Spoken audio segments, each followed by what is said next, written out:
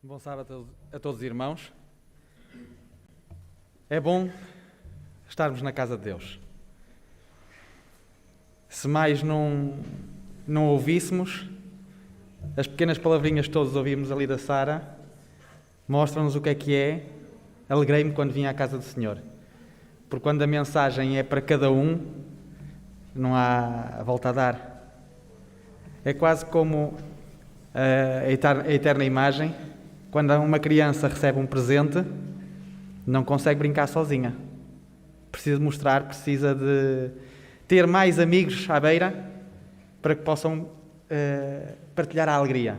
Assim deveria ser também a nossa alegria ao ter conhecimento da eterna e grande bênção, o eterno presente que Deus nos deu pela sua salvação. Como ouvíamos a semana passada, nós vivemos num tempo de crise. As crises sucedem-se, cada vez mais rápidas, mais frequentes. Não podemos negar que vemos nas nossas televisões sinais do aproximar do tempo de fim, que já estamos a viver nele. E torna-se cada vez uma responsabilidade maior quando sei que tenho que vir a este local para partilhar a palavra do Senhor. Porque eu não quero de maneira nenhuma que seja a palavra de um homem, mas sim que seja algo que Deus tem a dizer ao seu povo neste momento. E posso-vos dizer que sábado após sábado, quando tenho que preparar alguma coisa para a igreja, para mim é um dilema grande. E o Ruben falava o mesmo a semana passada, em que muitas vezes temos um plano, temos uma ideia, e chega uma semana antes e o plano é todo desmontado, porque algo, e sabemos o que é esse algo, nos compele a falar de outra coisa. Nós não vivemos num tempo de, como se dizia às vezes, de dar colinha a ninguém. Vivemos num tempo em que, tal como Cristo fazia, é preciso falar da verdade eterna. Quem vem à igreja vem não para encontrar um entretenimento. Esse tempo já passou. Esta crise, eu posso ver nela uma sacudidura. Porque fez mostrar a muitos por que razão realmente vimos à casa do Senhor.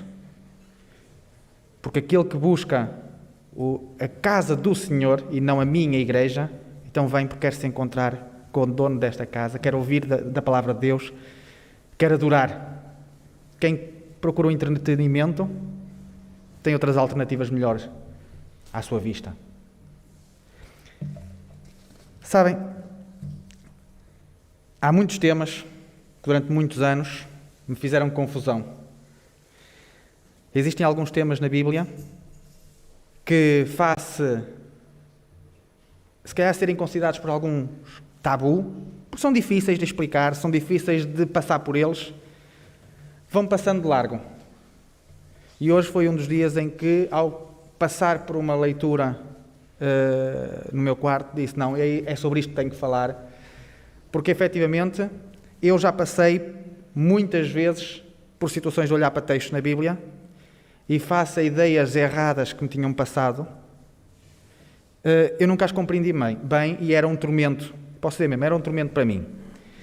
E houve um texto na Bíblia que me chamou a atenção e que me despertou para a necessidade de falar sobre o tema que aparece, portanto, sobre o pecado do Espírito Santo. Mas foi este texto que me compeliu a realmente pegar no tema. E convidava a que pudéssemos abrir no livro de Tiago, mais uma vez, no capítulo 1, nos versos 5 e 6.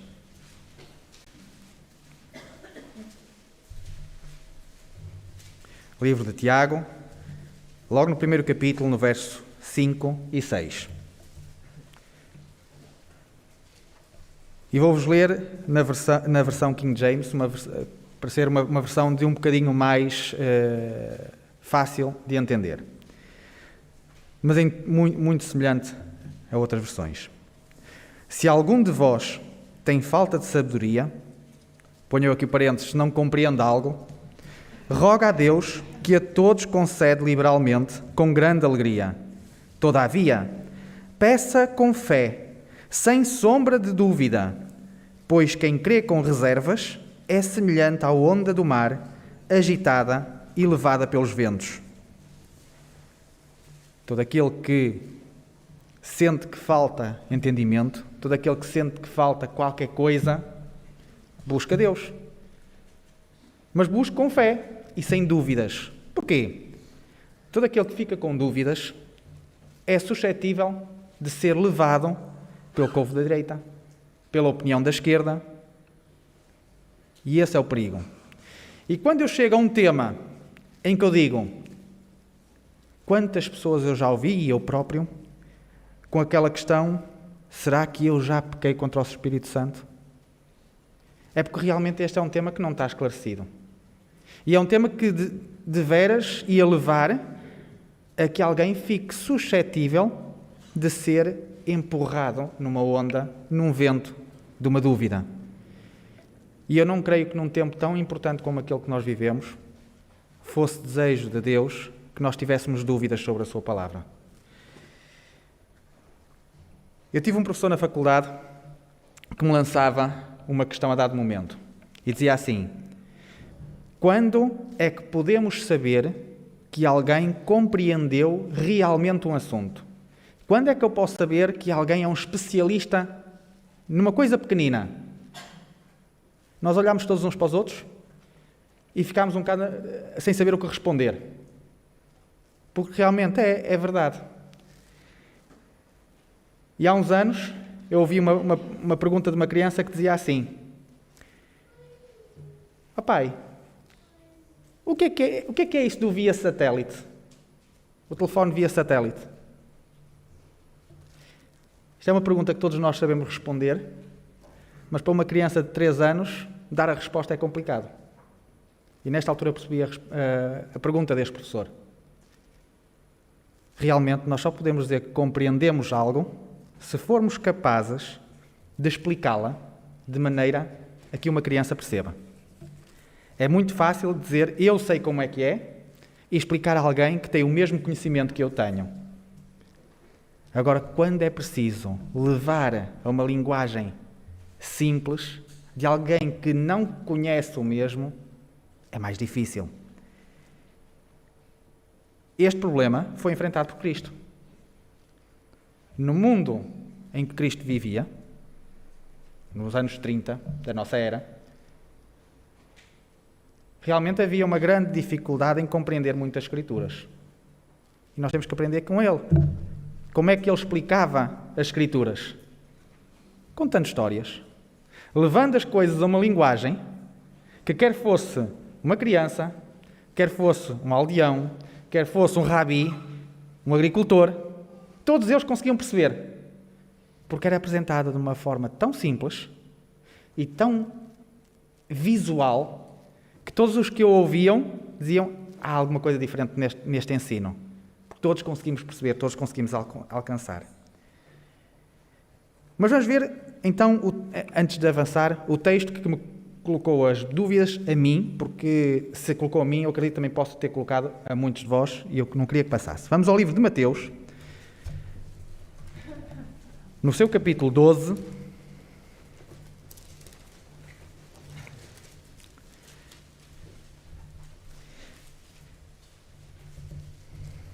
e nos versos 31 e 32. Um texto que, infelizmente,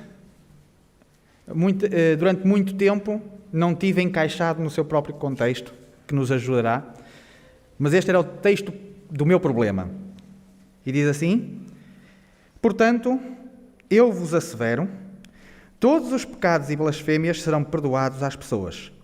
A blasfémia contra o Espírito Santo não será, porém, perdoada. Qualquer pessoa que disser uma palavra contra o Filho do Homem, isso lhe será perdoado. Porém, se alguém falar contra o Espírito Santo, não lhe será perdoado, nem nesta época, nem no tempo futuro, nem no porvir. Este texto para mim sempre foi um problema, durante muitos anos, por uma razão simples. Aquilo que me tinha sido ensinado durante muito tempo é que pecar contra o Espírito Santo era cometer o mesmo erro tantas vezes que eu cauterizo a minha consciência. E aquele pecado, por ter sido repetido, não podia ser perdoado. Isto era o que me tinha sido ensinado. Isto, posso-vos dizer, que era o que Pedro sentia quando perguntava quantas vezes temos que perdoar. Porque, infelizmente, na minha cabeça estava toda uma situação de dimensão, repetição, quantas vezes, até quando é que o Senhor me pode perdoar? Porque eu continuo a falhar tantas e tantas vezes. Isto começou-me a atormentar. E atormentava-me ainda mais quando ouvi por várias vezes de pessoas de certa idade com esta mesma dúvida. Será que eu, que estou-me a aproximar dos meus últimos dias, dos meus últimos anos de vida nesta terra, será que eu já cometi este erro? Será que eu já pequei contra o Espírito Santo? Num tempo em que estamos de crise, isto é importante esclarecer para que não surjam dúvidas. E eu gostava de fazer convosco o mesmo exercício que fez Cristo. Vamos buscar a história. Vamos buscar uma história de maneira a consigamos perceber, afinal, o que é isto, porque está de uma forma tão clara nas Escrituras que não é motivo para termos dúvidas. Eu vou-vos transportar ao início do povo de Israel. Mal tinha acabado de ser organizado como povo. E nós sabemos como é que eles, na jornada que saiu desde a travessia do Mar Vermelho, como é que eles foram organizados na base do Sinai. Deus, o líder, Moisés, o seu representante, Arão, o responsável pelo serviço no templo, os coatitas, do qual Coré, ou Corá, como algumas versões da Bíblia identificam, o líder daqueles levitas que estavam responsáveis pelo tratamento das instalações do templo, e vários príncipes, uns que lideravam mais homens, outros menos homens, toda uma estrutura organizada de modo que houvesse uma perfeita ordem no meio do povo de Deus. O povo de Deus fez esta viagem e eis que neste momento está num oásis chamado Cades Barneia. Segundo o plano de Deus que nos aparece no final do livro de Números, este deveria ser a última cidade a sul da Terra Prometida. Sem saberem, os israelitas já estavam na fronteira daquilo que deveria ser a Terra Prometida. E neste momento, uma viagem que durou tão pouco tempo, chegamos, como nos aparece no livro de Números e no capítulo 14, a mais um episódio complicado do povo de Deus. E vamos ler logo dos versos 2 aos versos 4.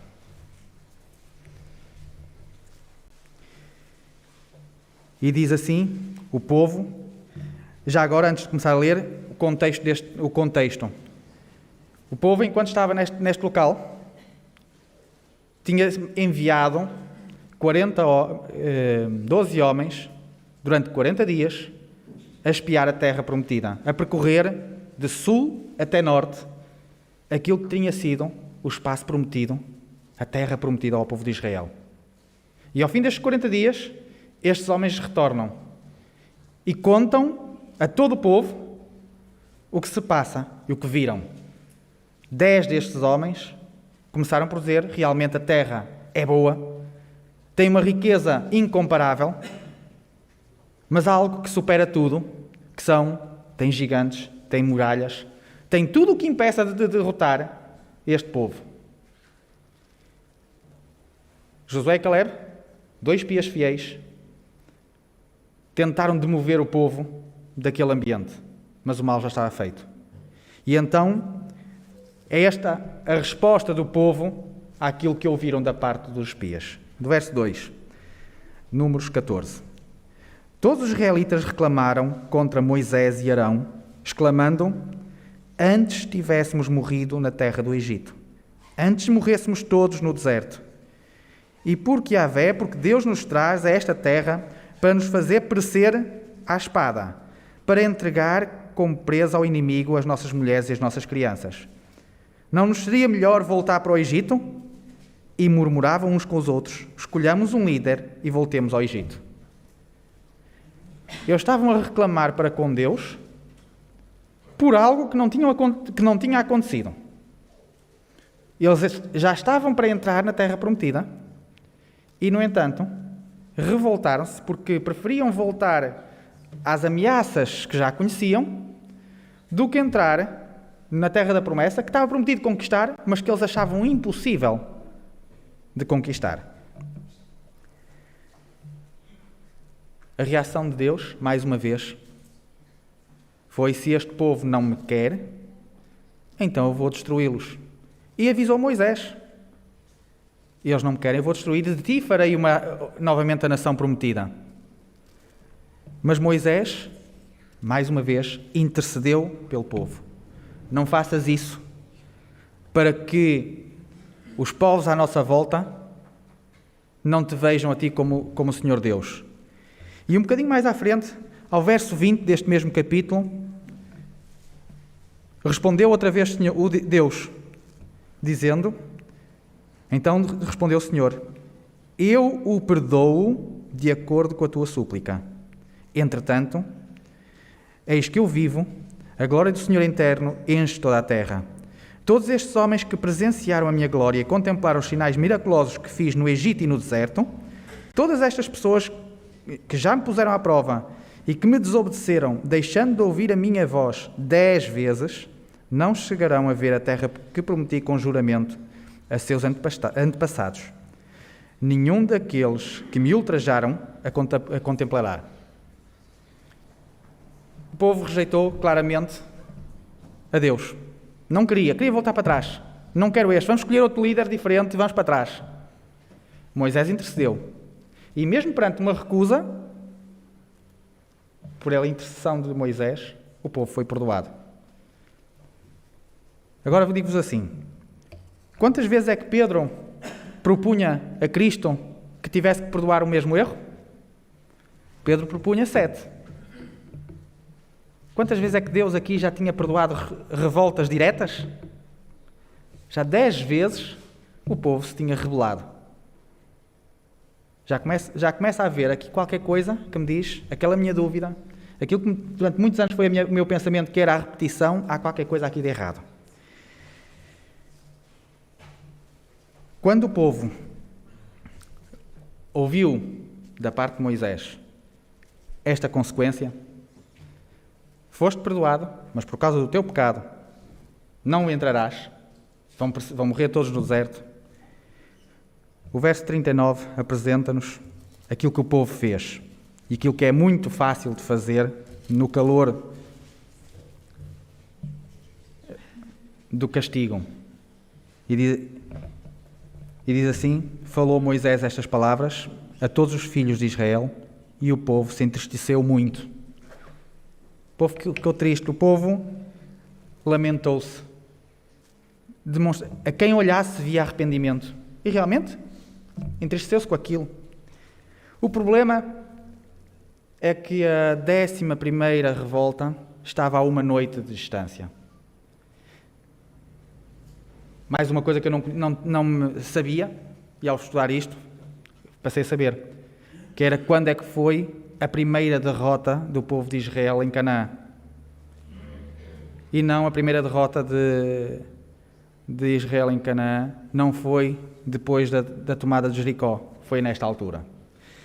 É que, levantando-se de madrugada, e isto como dizia um bocadinho mais à frente logo no verso 40, logo no verso seguinte, levantando-se de madrugada, subiram para o alto da região montanhosa e exclamaram: eis-nos aqui, e subimos a este lugar, a respeito do qual Deus disse que havíamos pecado. E o povo, pronto, aqui, ok. Deus castigou-nos porque nós não fomos, não quisemos entrar. Então nós voltamos atrás, damos o dito por não dito, e vamos lá e vamos conquistar esta terra. Nós vamos conquistá-la. Mas respondeu Moisés: porque agora transgredis a ordem de Deus, e isso não será bem sucedido. O que é que estava aqui em falta? Era a confiança do povo em Deus.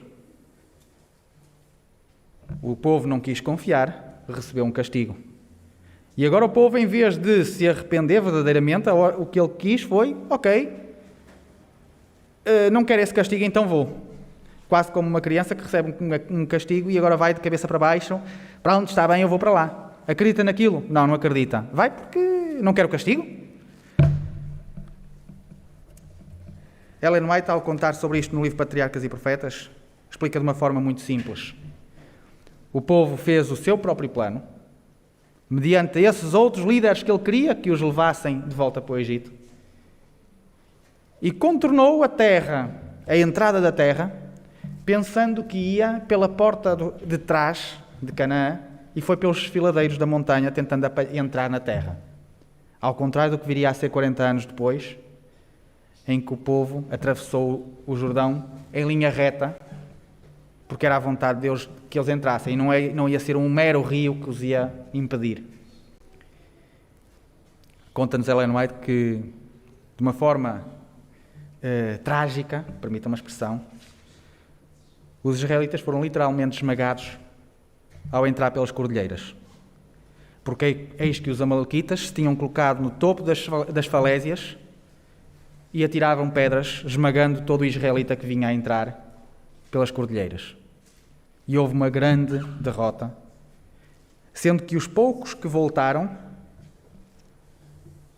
e permita-me fazer mais este texto, um bocadinho à frente, sem desmarcar aqui a passagem de Números, no livro de Deuteronômio, logo no primeiro capítulo, no verso 41 e 42, quando Moisés, e este texto localizado, Moisés, 40 anos depois, à entrada novamente de Canaã, relembrava aquilo que se tinha passado 40 anos antes. E dizia: voltaste e pranteaste e te entristeceste grandemente diante do Senhor. Todavia, o Senhor não deu ouvidos aos teus clamores e lamentos e não vos deu atenção. E por isso tiveste de morar em Cádiz, onde permaneceste durante muito tempo. O povo voltou-se a arrepender, voltou-se a entristecer pela derrota, percebeu claramente que não era essa a vontade de Deus, e Deus não pôde tirar o castigo, porque o castigo já tinha decretado.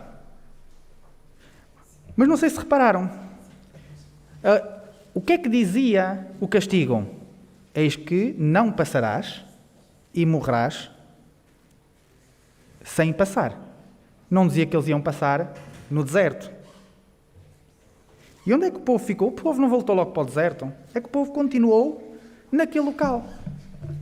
Durante muitos dias, continuou a morar em Cádiz. Continuou a morar num oásis. Num pedaço de terra que já partilhava um bocadinho das riquezas da terra de Canaã.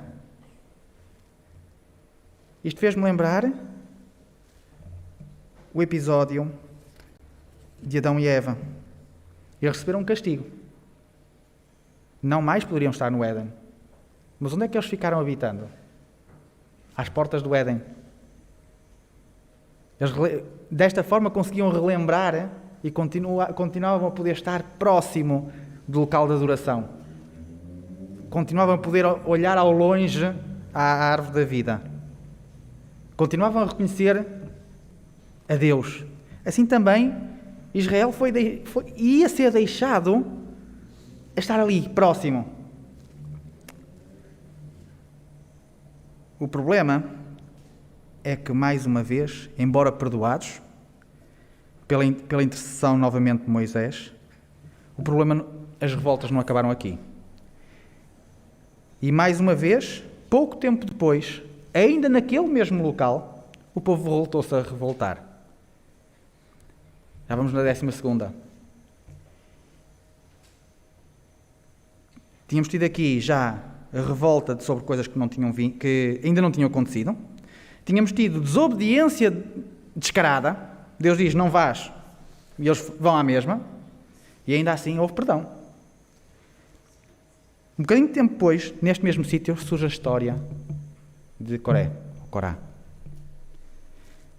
Este homem, tal como Lúcifer no céu, embora tendo uma posição de proeminência, embora sendo responsável por tudo o que se passava nas instalações do templo, ele ousou no seu coração sentir que queria ser algo mais do que isso.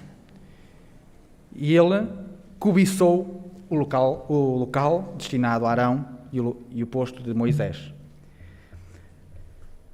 De maneira que, como abrindo um bocadinho mais à frente, no capítulo 16 de Números, começa-nos a contar que este Coré, filho de Issar, neto de Coate e bisneto de Levi, reuniu com Datã e Abirão, filhos de Eliabe, todos da tribo de Ruben, e encheram-se de arrogância.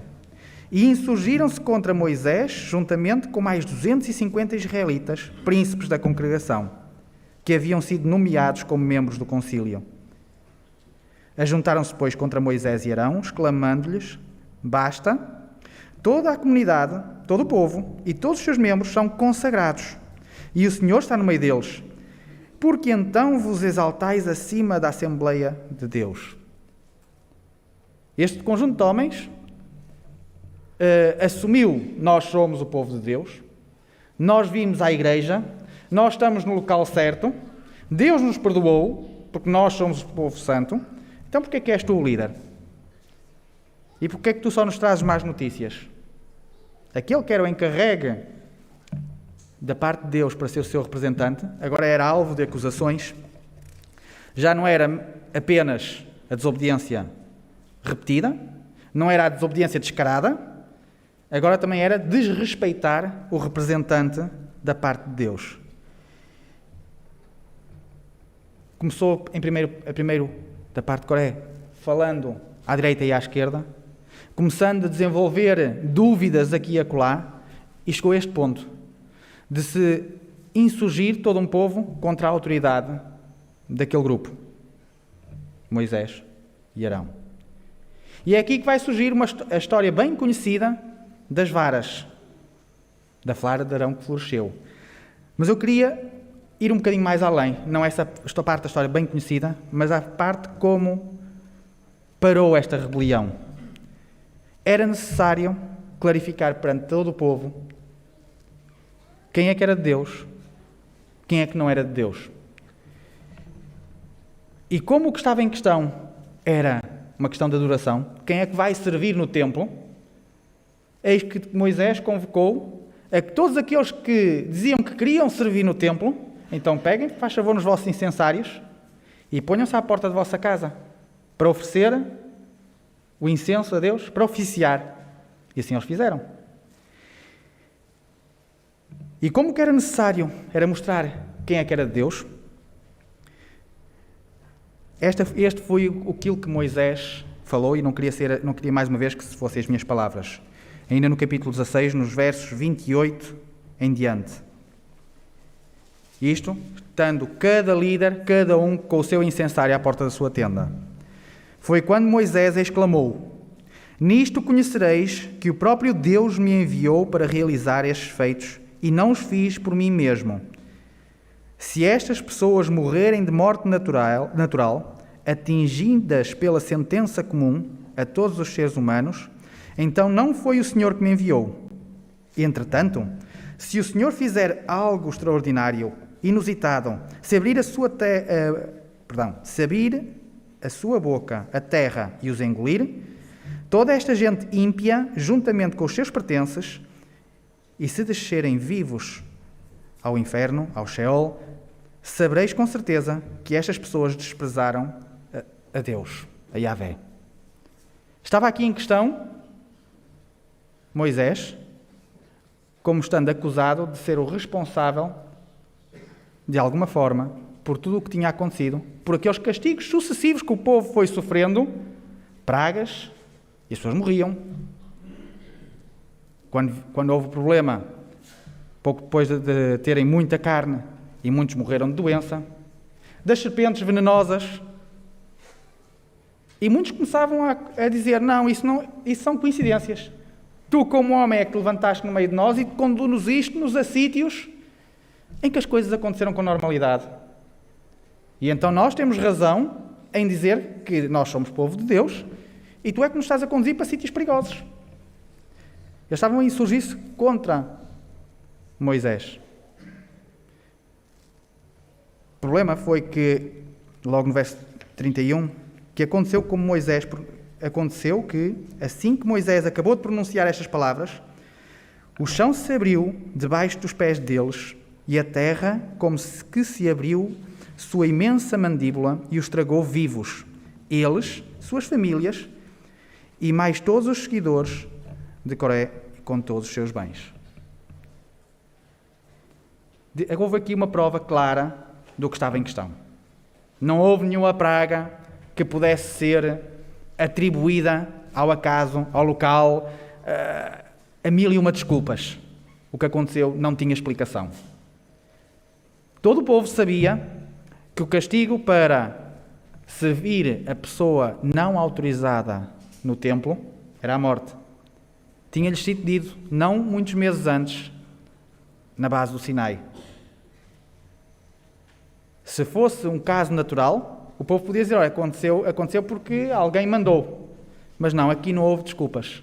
Nem há como explicar como é que é possível a terra abrir-se, caírem lá dentro vivos todo um conjunto de uma cidade e voltar-se a fechar. Não dá para explicar. Isto aconteceu, aquele grupo de pessoas revoltaram-se, tiveram um castigo. Agora tem outra questão. Foi este pecado perdoado? Tamanha revolta contra Moisés? Também foi perdoado. Porque o povo continuou lá. O problema é que no dia seguinte, e infelizmente o resultado foi só mais uma noite, houve uma acusação um bocadinho pior. E essa acusação, no verso 41, contudo, no dia seguinte, todo o povo de Israel começou a reclamar contra Moisés e Arão, murmurando, fizeste perecer povo do Senhor. No dia anterior, Moisés tinha dito, vocês vão saber se eu estou por Deus ou não, e se estes que me estão a acusar são por Deus ou não. E se eles não são de Deus, a terra vai os engolir. Não havia dúvidas. No entanto, no dia seguinte, o que é que os israelitas fizeram? Inverteram a coisa. E disseste, tu és mau. O que aconteceu não foi da parte de Deus, porque eles, os que morreram, eram de Deus.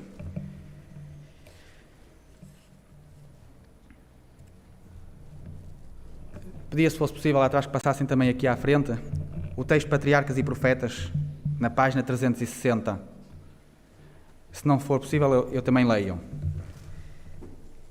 Diz de uma forma muito clara, muito simples, muito direta.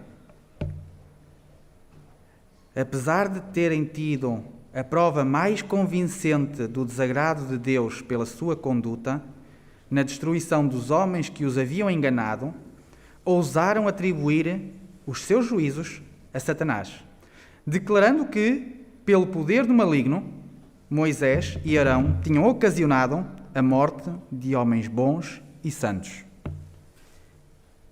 Foi este ato, e vou repetir, foi este ato que selou a condenação deles. Haviam cometido o pecado contra o Espírito Santo. Pecado este, em virtude do qual o coração do homem eficazmente se endurece contra a influência da graça divina. E depois o texto repetia, se alguém disser uma palavra contra o Filho do Homem, ser-lhes-á perdoado, mas se alguém falar contra o Espírito, não lhe será perdoado. Qual foi o pecado contra o Espírito Santo, então? Inverter as coisas. Eles tinham tido a prova mais clara que podia haver, que realmente era vontade, tinha sido o poder de Deus que tinha castigado aqueles que se rebelaram. Mas o povo decidiu escolher, não, nós é que somos bons, eles é que são bons, e Deus é o nosso inimigo. É tudo uma questão de adoração.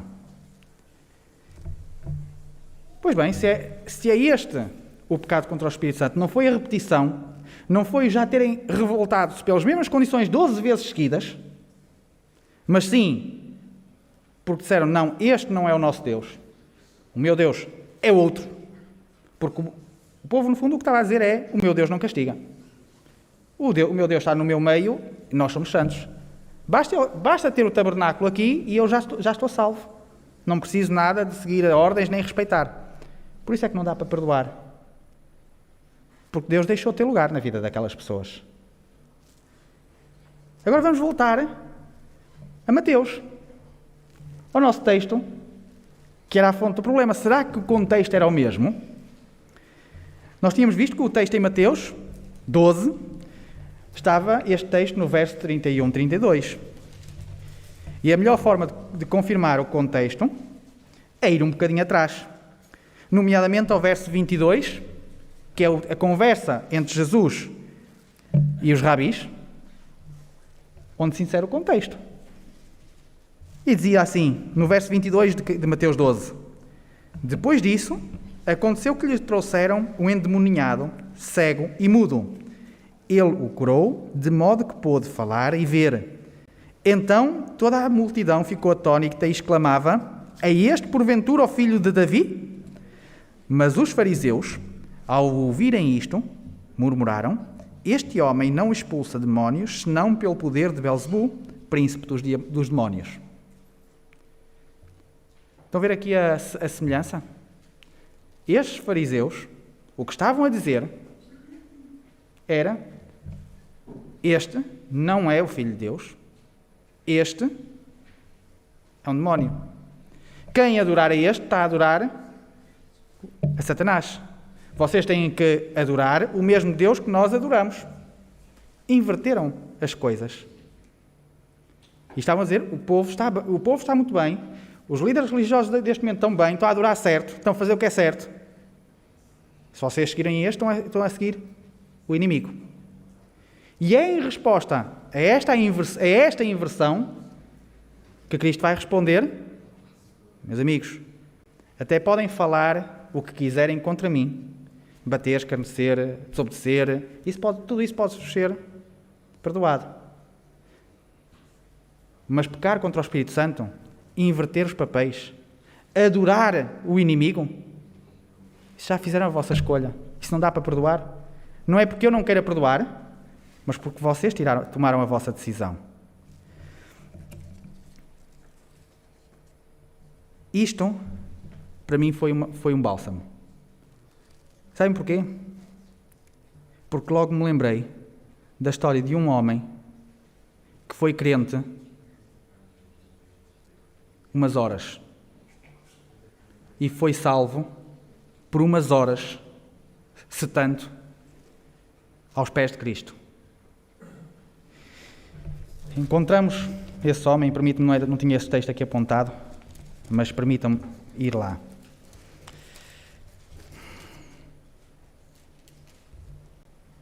Lucas, no capítulo 23, a partir do verso 39.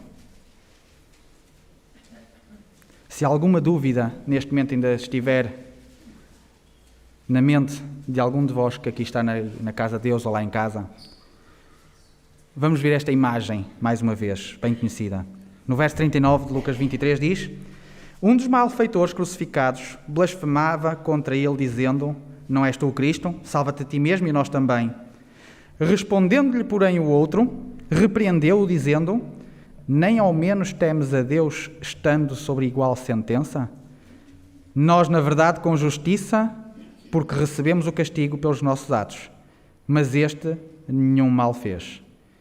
E acrescentou Jesus: Lembra-te de mim quando estiveres no teu reino. Ao que Jesus lhe respondeu: Em verdade te digo, estarás comigo no paraíso. Este homem, castigado, tendo as consequências dos atos que fez, simplesmente pediu perdão. E agora pergunto eu, quantas vezes é que este homem repetiu os mesmos erros para ter que ser perdoado? E qual foi a enésima vez que ele foi perdoado agora? Toda uma vida. E ainda assim, pôde o perdão alcançá-lo? Alcançou. O próprio Cristo lhe o disse. O pecado contra o Espírito Santo, permitam-me refazer, não tem a ver com a nossa teimosia. O pecado do Espírito Santo tem a ver com a adoração. E se dúvidas nós tivermos, Basta pensarmos na frase que começou a tocar sempre ao meu ouvido, na boca de Josué: escolhei, pois, a quem servir. Se Baal serve a Baal de todo, se a Deus de todo. Mas se nós escolhermos a Baal, virá a morte. Se escolheres a Deus, virá a vida. Queria deixar-vos apenas um último texto, em Apocalipse, porque este é um assunto que, se é para os dias de hoje, então também em Apocalipse nós temos visão, não direta, mas que nos leva a pensar exatamente neste sentido. E no capítulo 13 de Apocalipse, a partir do verso 11.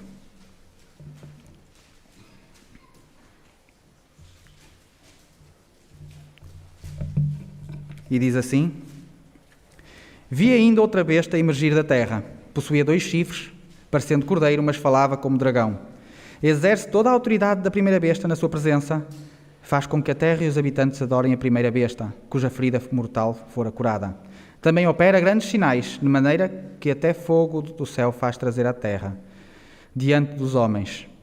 Seduz os que habitam da terra por causa dos sinais que lhe foi dado executar diante da besta, dizendo aos que habitam sobre a terra que façam uma imagem à besta, aquela que foi ferida à espada e sobreviveu. Mais uma vez, o que é que nós estamos a ver aqui? É tudo uma questão de adoração. Poderes levantam-se e vão-se levantar que não dá para explicar. Coisas vão acontecer que são consequência natural da rebelião do mundo. Mas o mesmo Deus perdoador, que perdoou mais de uma dezena de vezes aquele povo que momento após momento se revoltava, ainda lá estava para os perdoar, conquanto o povo se entristecesse dos seus atos e retornasse aos pés de Deus como seus filhos. Todo aquele que se pergunta: terei eu pecado contra o Espírito Santo? Essa é a maior prova de que essa pessoa não o fez, porque continua a buscar a Deus como seu Senhor. E sabem que mais? Não vale a pena pôr pecados na balança. Basta um: nenhum de nós é merecedor da salvação. Como dizia Paulo, eu sou o pior deles. Se a minha salvação me interessa, só há um sítio para eu me colocar: como o maior dos pecadores, mas no local certo, aos pés do Senhor. Sabem qual é a distância que nós temos da salvação? E é a imagem que eu vos quero deixar. Todo aquele que peca mais uma vez e que se questiona se está no sítio certo, está tal e qual Pedro estava, quando caminhando sobre as águas começou a afundar, porque mais uma vez, com todas e mais algumas provas de que Deus é o Senhor, teve uma dúvida e começou-se a afundar. E qual era a distância para a salvação? Um braço esticado. Essa é a distância que nos separa da salvação. Um braço esticado. Sozinhos nada podemos, mas com um braço esticado tudo é possível, porque Deus é nosso Senhor. Que nunca mais esta questão do Espírito Santo seja uma dúvida para o povo de Deus. Todo aquele que se tiver essa preocupação, ainda continua a perceber que é tudo uma questão de adoração. Escolhei hoje a quem servir. Se servires a Deus, tereis a vida. Essa que seja a maior esperança e a certeza para a Igreja de Deus nos dias de hoje. Amém.